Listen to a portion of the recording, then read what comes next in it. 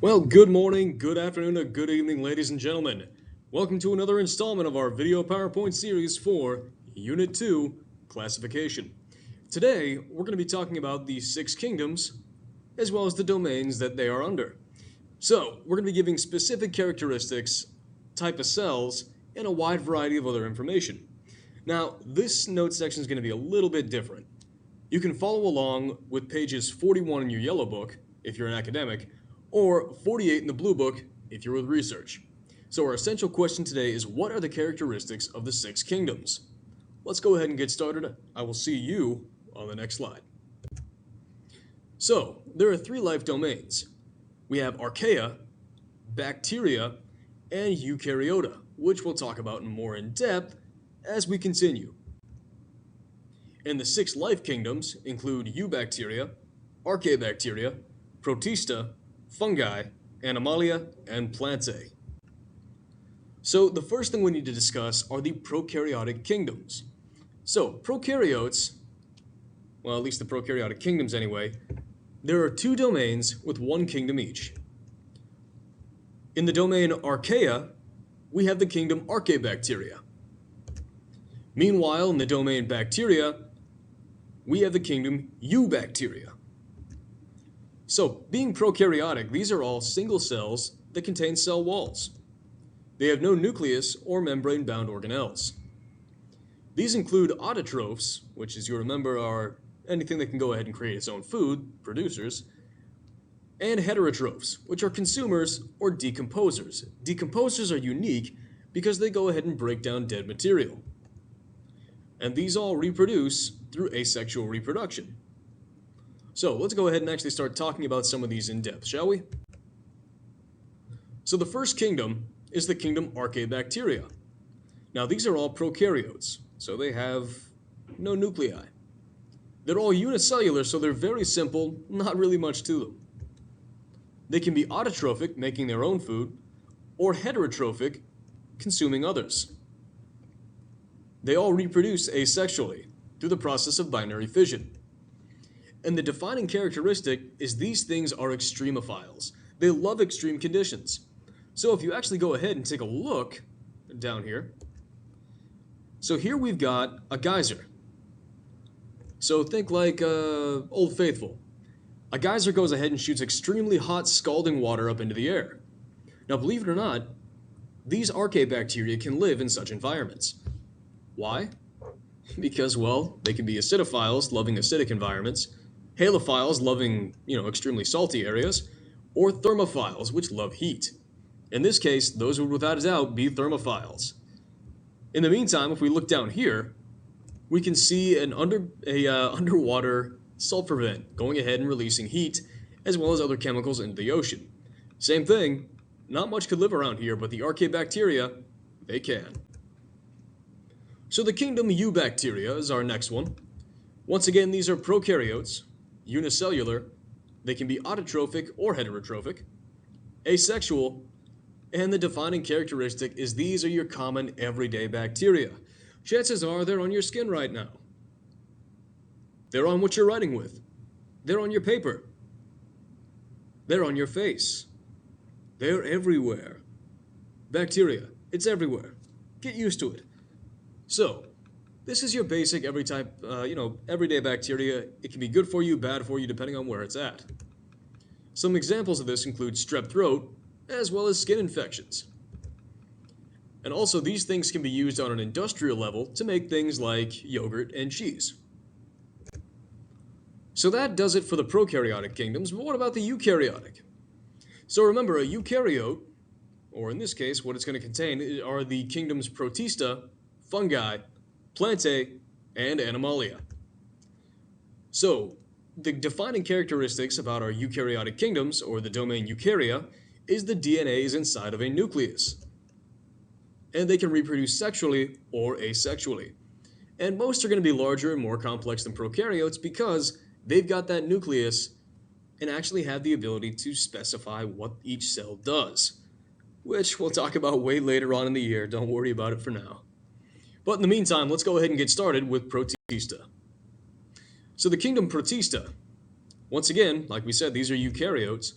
Now this is interesting because they can be single-celled or multicelled. They can be heterotrophs or autotrophs, and can reproduce sexually or asexually. Some examples include things like amoeba, paramecia, and algae. So the defining characteristic is, unfortunately, these guys are kind of the oddballs. The junk drawer of the kingdoms, if you will. So if it doesn't fit into another kingdom, there's a very good possibility it's a Protista.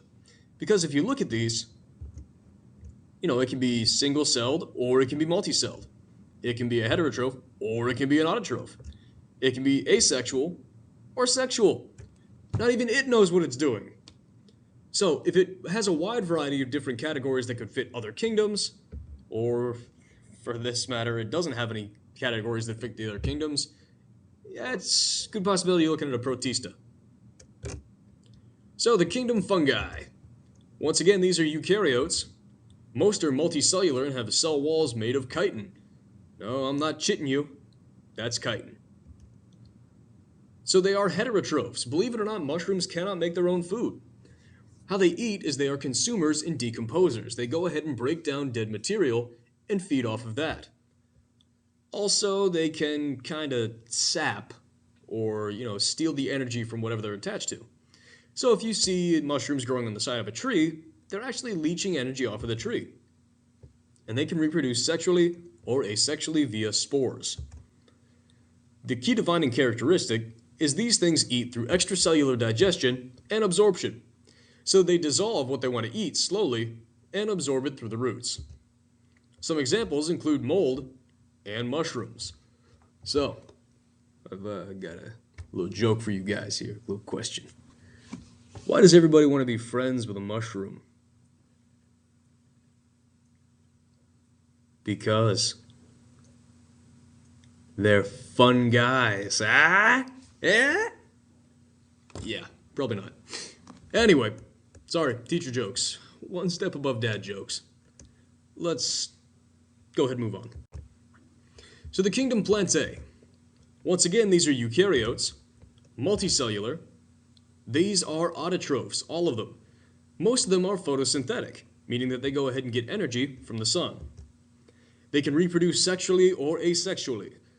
So now this doesn't mean like you're going to see, they can either self-pollinate, which is asexual, or they can reproduce sexually. This does not mean you're going to see, this nice meadow spread out, flowers everywhere, one tree over here, dun, dun, dun, dun, dun, dun. No.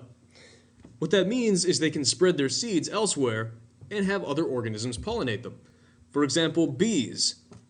Or, in the fall time, you've probably seen these already, these little helicopters that fall down from the sky. Yep, those are actually seeds. So some defining characteristics is these things all have cell walls. And also, they are a food base for communities. So the cell wall provides rigidity and support, whereas the food base for communities, if you think about it, basically plants are at the bottom of the food chain, but they're incredibly important. If you remove plants from the food chain, basically that wipes out all herbivores. If all herbivores die off, that wipes out all carnivores. It's a vicious cycle. So anyway, some examples of Plantae include trees, flowers, bushes, shrubbery, and a wide variety of other green leafy things. The final kingdom that we're going to talk about today is the kingdom Animalia. So Animalia, once again, they're all eukaryotes, multicellular, heterotrophs. They can't make their own food, they have to consume others. And they reproduce asexually or sexually. What? An animal can reproduce asexually, you ask? Why, yes it can. For example, did you know that if you go ahead and take a starfish, so let's go ahead and get you a starfish real quick.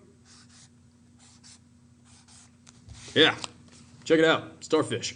If you took a starfish and part of the starfish got removed,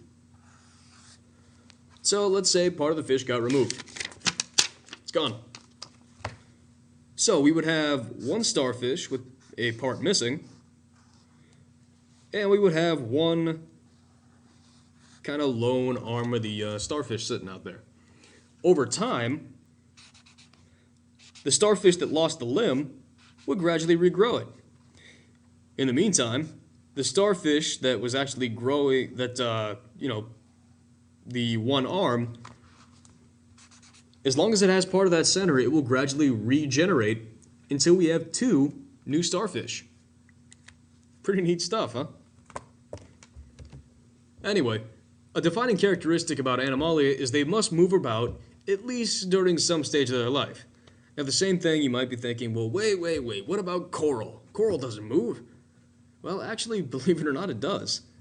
So when coral goes ahead and reproduces, it releases a bunch of tiny little eggs and sperm into the air. Well, in this case, the ocean. If they survive, they grow and develop into these tiny little free-floating polyps that can move about as they see fit. Now, this continues until they go ahead and find some place that they'd like to set up shop or live. And from there, well, I'm going to be putting this simply, they take their face and they smash it into whatever they want to live in. So, like a rock. They go ahead, smash their face into the rock, and slowly go ahead and start to merge with the rock. Well, not merge, but they kill off their nervous system and start to spread. This continues until they eventually have the coral, which you see now. Another defining characteristic is they have no cell wall. I mean, a cell wall might provide a lot of support and protection for a cell, but it wouldn't be any good for us if, we had cell walls. If we did, this would pretty much be the extent of everything.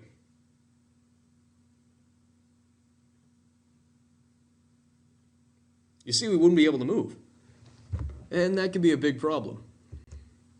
So, that covers our 6 kingdoms and their characteristics. Keep in mind that you can always go back or pause at any time.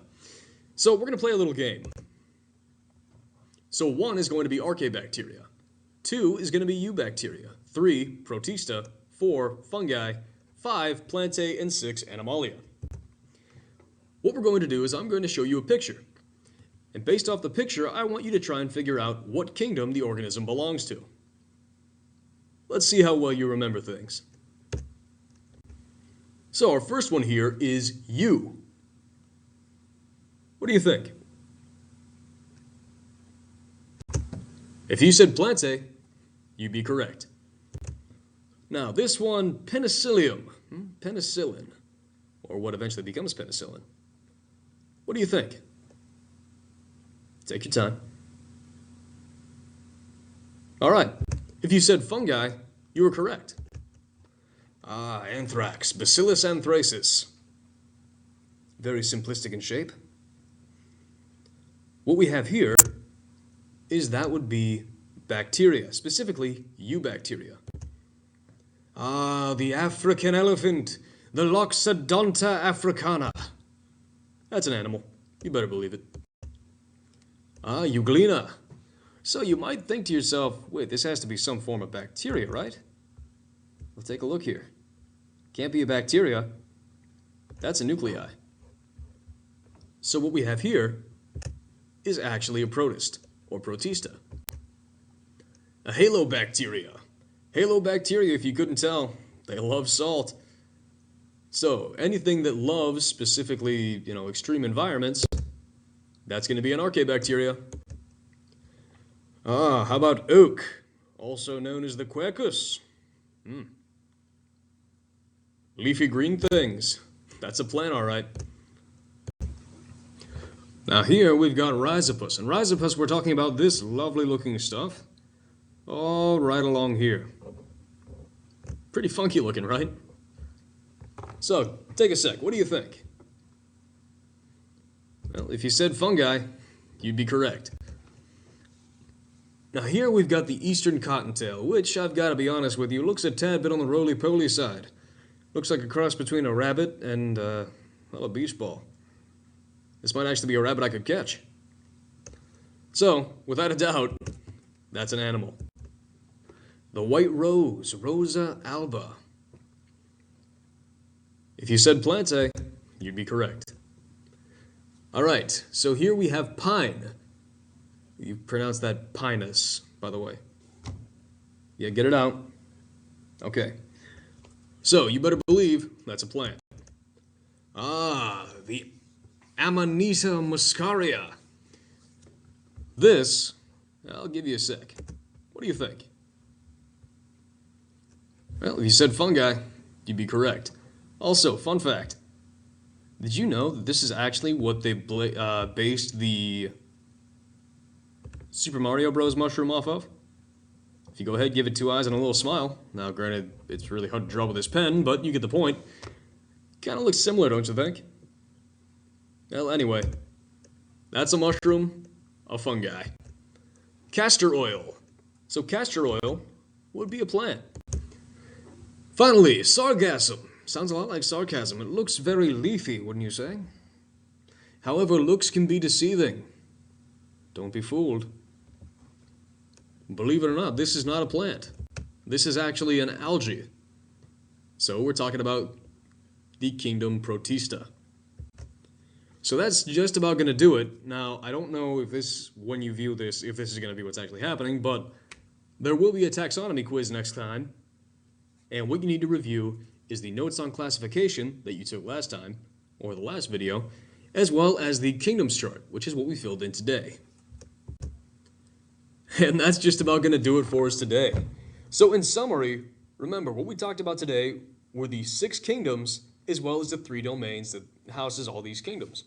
So we talked about the specific characteristics, examples, types of cells, reproduction method, and metabolism of each. So at any time, feel free to go on back through, take a look at what happened, and you should be just fine. Well, that's just about going to go ahead and do it for me here today. So until next time, I will see you in the next video. You all keep it classy now.